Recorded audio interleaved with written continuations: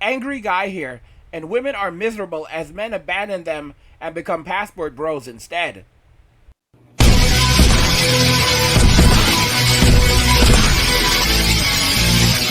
Women are miserable.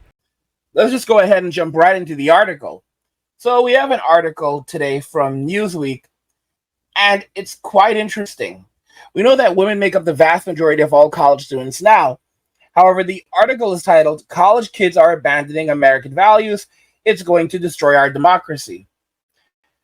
Let's go ahead and jump into it. And as you can see from this image right here, most of the people shown in this picture are young women. And if you notice, most of the guys are silent. Most of the guys in the picture are pretty quiet, pretty tame. Look at these solemn faces in the front, right? But then you have all these young women, throwing their hands up and hooing and hollering. Yeah.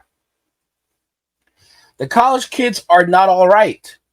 A new poll from the Buckley Institute surveyed students at four-year colleges, and the results are deeply alarming. Young Americans are turning their backs on basic American principles of free speech, tolerance, and due process in a way that's so drastic it genuinely endangers the future of our political order. And it's this disintegration that's only accelerating. The Buckley Institute has conducted this poll for 9 years. Yet, this year, for the first time ever, more students support shouting down speakers they disagree with than oppose this kind of mob censorship. In another first, a whopping 51% of students support speech codes, a drastic shift from last year when a plurality opposed speech codes. What's more, 46% of students now believe that offensive opinions should get other students reported to the university administration. Oh, and more than 50% of students literally believe certain topics should be banned from being debated on campus.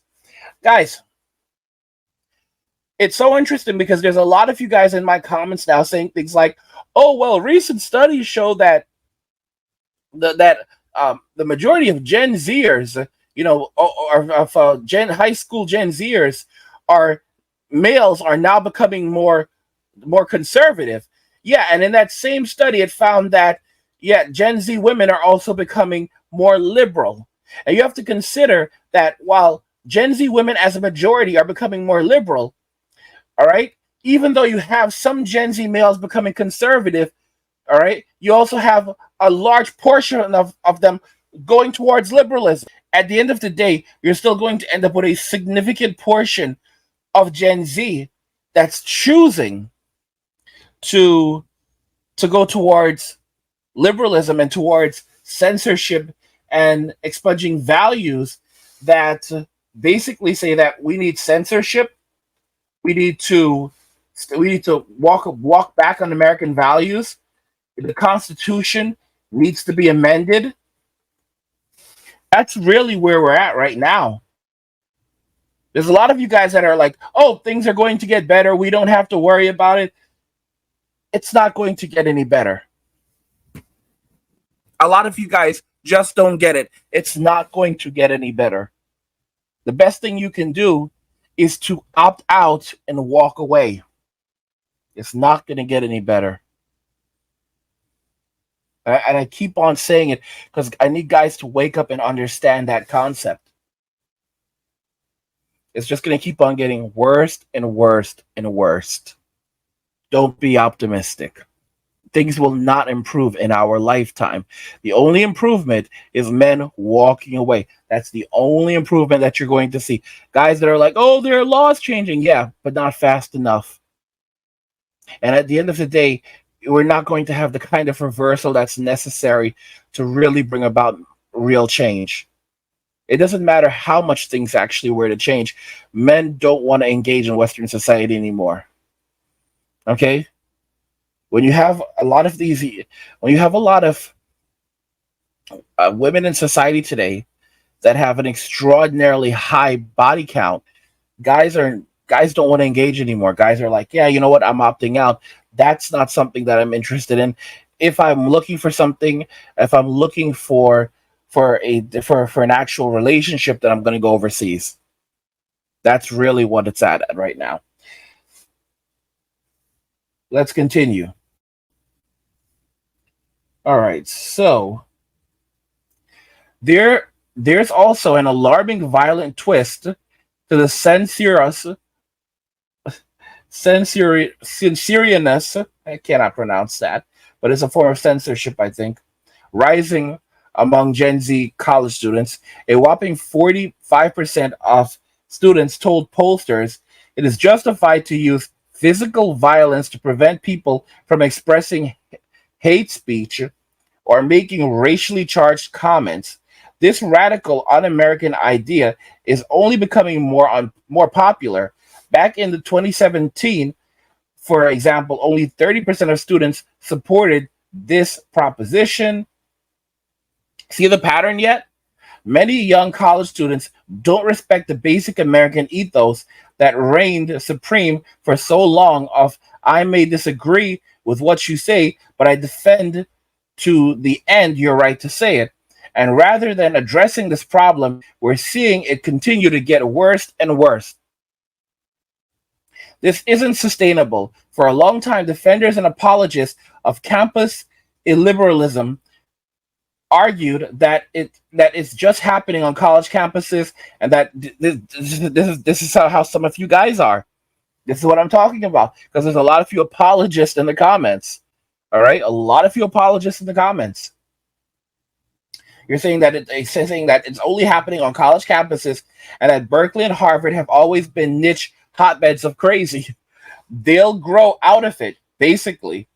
But we've actually seen the opposite phenomenon play out in recent years. College graduates are taking their illiberal attitude toward speech and debate with them into the workforce and perpetuating them at the highest level of media, corporate America, and government.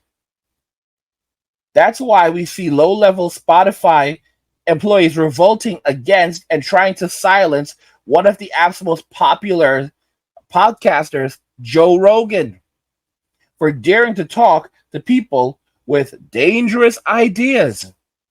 Guys, daring to talk to people with dangerous ideas. So they want to completely shut down any discourse, any discussion of ideas they don't like. They don't want other people hearing them either. Not only will they not listen, they don't want them being discussed. These are topics that should not be discussed. So this is extraordinary form of thought policing, and they're only going to use. It's only going to get worse, because these are the same people that are going to want to use technology to do things like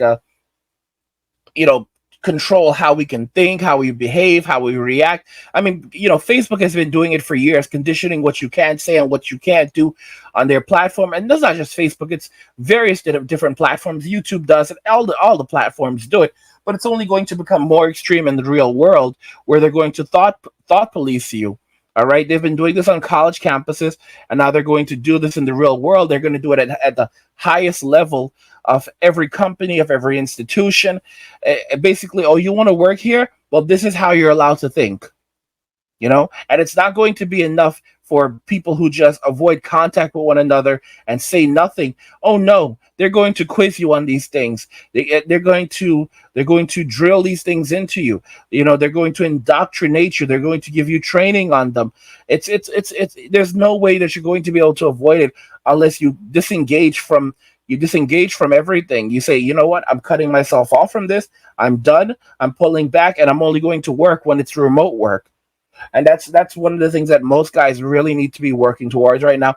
Either remote work or working for yourself in a capacity where you can do your own thing and you're not constantly tied to someone else who can dictate, your movements. Yeah, that's really how it is. That's the only way that you're going to escape this thing, because there's still jobs that have to get done, and they have to hire the people with the skills to do it, right? But you have to be able to say, yeah, I'm not going to be around these people. Oh, you want to have a conversation? We could do that on Skype, and that's really how it is.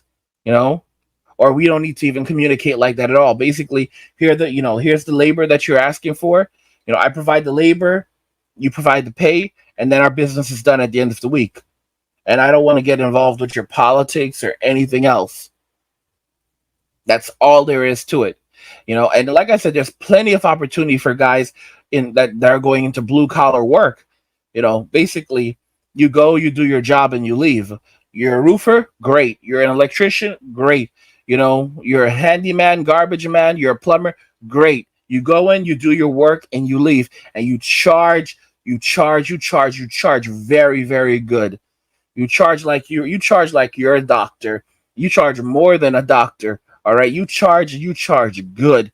And if they don't like it, then their roof is going to continue leaking, and it's only going to get worse until they need to replace the entire roof. And they're going to say, where have all the real men gone? And the real men aren't giving away their labor anymore. They're not giving away their kindness anymore. The real men are done. Real men take care of themselves, not society. Because society was built for men. Okay, society was built for men. But the way that society is geared today is it's all about some guy said this to me, that America is for women and babies, and that's the honest to goodness truth. Society is not built for men anymore. It's built to use men to extract wealth and resources and then reallocate those resources to others, and that's how it is. And the only way that you win is if you stop playing by their rules. Okay, stop playing by their rules. Stop contributing. Stop giving your wealth and your value away. That's how you rule. That's how you roll. Stop having relationships in Western society. Say no. Walk away. That's the only way you're going to win at this game. It sounds harsh, but it's the honest to goodness truth, and you have to wake up and realize it. You have to wake up and realize it, because if you don't, then there's nothing left. It's why we see Netflix employees complaining about airing controversial comedian Dave Chappelle's special, despite his tremendous popularity. It's why we see young members of Congress calling ideas they disagree with policy violence. And it's why we see big tech companies increasingly acting with total disregard for open debate and due process alike. The college graduates that staff up these institutions have taken the corrosive campus ideology with them into their next stage of life. Guys, just imagine when some of these people inevitably begin to serve in the Supreme Court. Imagine when these people become judges at every level. Imagine when they become federal judges. Imagine when they become justices. Imagine how bad it's going to be then. Because it's going to be terrible. It's going to be absolutely terrible. If you think things are bad now, you haven't seen anything yet. Because these people are not going to give us a moment of peace. And when they get into these court positions, when they get into these positions where they can dictate the law, they are going to amend the Constitution as hard as they possibly can. They are going to limit free speech. They're going to reinterpret it however they choose to interpret it. This is the honest to goodness truth. Do not forget that the Supreme Court, federal judges, have a lot of power in how they're able to interpret the Constitution. And then the Supreme Court has the absolute supreme power to interpret the Constitution however they choose to, regardless if it's a correct interpretation or not, which is the reason why the Supreme Court can overturn previous Supreme Court decisions. They can say that the Supreme Court of 1970 got it wrong in 2023. They can say, well, back in 1970, those people got it wrong. When it went to the Supreme Court in 2023, they got it wrong. We're going to overturn that decision, which we actually saw happen, not too long ago. And we're going to say, yeah, that they were wrong. We're changing that. So basically the Supreme Court can decide how they choose to interpret the Constitution. let's continue on. It turns out we're not just talking about dumb woke college kids anymore. We're talking about a sickness originating on campuses and infecting our entire society. That sickness is illiberalism, intolerance in the truest sense, the unwillingness to even coexist with beliefs and ideas that deeply contradict their own. The rise of that unwillingness is a ticking time thingy that threatens to destroy our political order. America isn't like Sweden or Norway. We're not a small country of largely homogeneous, homogeneous people. We are always, we are and always have been a big, sprawling, ugly, beautiful melting pot of people from starkly different backgrounds with starkly different values. This only works if we're tolerant and tolerant. This only works if we tolerate each other's differences, no matter how distasteful we find them. If majorities start to view bad behavior as an acceptable response to beliefs that offend them, that puts a country as divided and diverse as the United States on an inevitable path to civil war. If we want future generations to inherit the America we cherish, we must arrest the rise of this dangerous ideology before it's too late. We start at the root of the problem. Education is failing in America, with only 22% of eighth graders proficient in civics, and it's getting worse. We need to improve and re-emphasize civics education and teach young people why past generations fought so hard for the things they increasingly take for granted or even revile, like the First Amendment. And we must reorientate our higher education system so that it is actively promoting free speech and open debate, not indoctrinating students against these basic American values. State legislators can and should defund public colleges and universities that do not respect their students' rights and fire and replace administrators who do not promote these values. It's no small task, but it's one we have to embark on, not to save our college campuses from the excesses of wokeness, but to preserve our liberal democracy for generations to come. Now, it's a great article, but unfortunately, we're past that point. We're absolutely past that point. Guys, the amount of changes that would need to be done, we basically have to clean house. You would have to clean house. It would be a task of great magnitude. Basically, you would have all those professors have to be out of the job. And it wouldn't be just the professors. It would be the people who are running the schools. Not just the professors, but also the administrators. We're talking all the way up the food chain to the president of the university. All of these people would have to be out. Every last one of them would have to be out. All right? Even this, guys, it goes deeper than that. We're talking about the policies at the university, like the handbooks, how they handle things. All of these things would have to be torn up and rewritten based around a view of fairness and what is and the law in and of itself that aligns with social policy and the Constitution. This would be a massive task. And guys, these people at the university, they would go ballistic. The administrators would go ballistic. The students would go ballistic.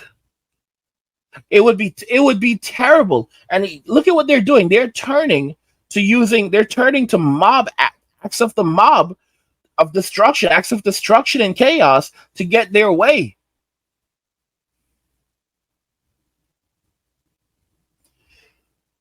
This is the reason why they want to get rid of the Second Amendment for so bad. Like I will tell you guys right now. I'll tell you right now. If the Democrats had a supermajority in the House And in the Senate, the first thing to go would be the Second Amendment. That would be the first thing to go. They would amend the Constitution immediately